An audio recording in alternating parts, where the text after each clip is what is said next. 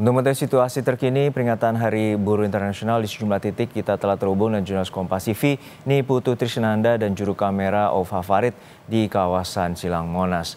Putu, untuk saat ini apa saja bentuk konkret dari pemerintah dari 6 tuntutan para buruh, yakni salah satunya yakni menghapus outsourcing, pemberian upah yang layak dan juga pembentukan Satgas PHK. Ya, selamat siang Juno dan juga saudara. Tadi ada beberapa hal yang langsung dijawab oleh Presiden Prabowo Subianto yang juga sudah mendengarkan 6 tuntutan dari beberapa pimpinan federasi ataupun juga serikat buruh yang hadir di kawasan Silang Monas di Jakarta Pusat. Di antaranya adalah berkaitan dengan RUU PPRT. Ini merupakan salah satu poin yang juga didorong mengingat aksi kekerasan ataupun juga upah yang tidak layak serta jam kerja yang tak menentu batasannya di kalangan pembantu rumah tangga begitu. Ini masih sering terjadi bukan hanya di luar negeri tapi juga di dalam negeri seperti yang tadi disampaikan oleh Said disampaikan begitu ya. Ini memang terjadi juga di dalam negeri. Ada beberapa yang kemudian diberi makanan yang tidak layak begitu, sehingga ini yang kemudian disampaikan ke Prabowo Subianto yang juga sama-sama ada di panggung. Hasilnya adalah tadi disampaikan, ini juga disaksikan begitu oleh Ketua DPR RI Puan Maharani, ada juga Sufmi Dasko Wakil Ketua DPR RI, kemudian juga ada Habibur Rahman dari Komisi 3. Harapannya pembahasan yang berkaitan dengan RUU PPRT ini bisa selesai dalam kurun waktu 3 bulan. Ini sejalan juga dengan apa yang sudah disampaikan oleh Sufmi Dasko beberapa waktu lalu terkait dengan RUU PPRT. Ini juga tengah dikebut begitu di Senayan dan harapannya ya sesuai dengan yang disampaikan oleh Presiden Prabowo Subianto tadi, dalam kurun waktu 3 bulan PPRT ini bisa kemudian disahkan di DPR, kemudian diteken dan juga diberikan nomor, artinya bisa langsung digunakan sebagai landasan hukum bagi para pembantu rumah tangga atau pekerja rumah tangga yang kemudian memiliki landasan hukumnya.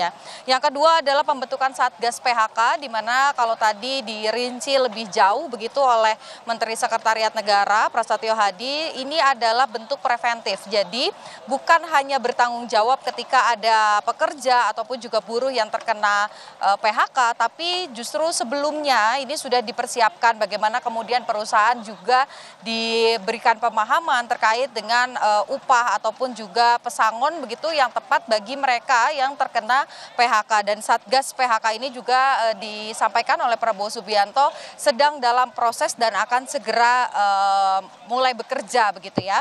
Poin ketiga yang tadi juga disampaikan adalah janji berkaitan dengan pertemuan antara 150 pimpinan Federasi Serikat Buruh ini akan dipertemukan di Istana Bogor bersama dengan 150 pimpinan perusahaan. Agar apa? Agar tadi ada keluhan-keluhan seperti pajak yang besar, potongan upah, kemudian juga gaji yang tidak layak begitu ya dirasakan oleh buruh, ini tidak lagi terjadi dan juga dapat pemahaman begitu dari pimpinan perusahaan sehingga ada jalan tengah kira-kira apa yang kemudian bisa dilakukan agar hak-hak buruh ini tetap bisa tercipta. Meskipun tidak disebut begitu secara detail Juno dan juga saudara kapan tepatnya pertemuan antara pimpinan perusahaan dan juga kelompok buruh ini akan dilakukan di Istana Bogor, tapi satu hal yang pasti respons dari buruh yang ada di Simpang Monas atau di Silang Monas tentu saja ini punya harapan yang tinggi karena bagaimanapun juga buruh ini berharap penuh pada negara, berharap penuh pada pemerintah agar berpihak begitu ya kepada buruh dan bukan semata-mata kepada perusahaan ataupun juga pengusaha.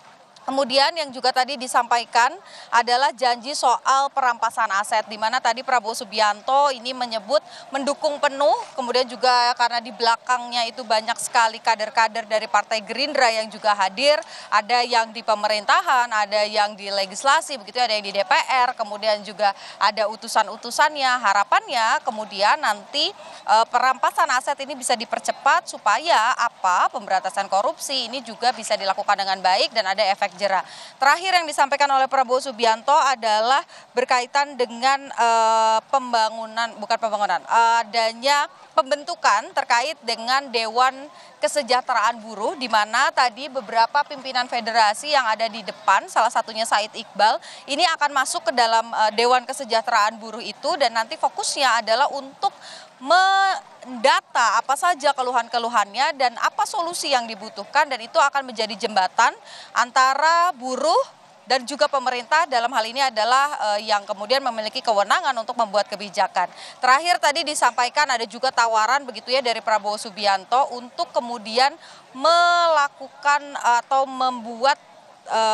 memunculkan pahlawan nasional dari kelompok buruh. Salah satu nama yang kemudian diusulkan adalah nama Marsina. Apakah itu tepat atau tidak, tentu ini membutuhkan pembahasan yang lebih lanjut karena kita tahu dari sisi perjuangan tentu saja Marsina ini sudah sangat berjuang di garis depan meskipun sebagai perempuan dan pada saat itu mengalami kesulitan-kesulitan tapi berjuang di garis depan untuk kemudian memberikan pandangan begitu ya dan menuntut pemerintah dalam hal ini negara begitu untuk berpihak kepada buruh. Apakah kemudian dengan menggunakan Marsina sebagai simbol ini juga menjadi satu pertanda? Harapannya tentu iya. Harapannya pemerintah bersikap pada buruh, upah bisa diberikan dengan layak dan juga tadi hal-hal yang berkaitan dengan outsourcing ini juga bisa kemudian dihentikan secepat-cepatnya. Juno.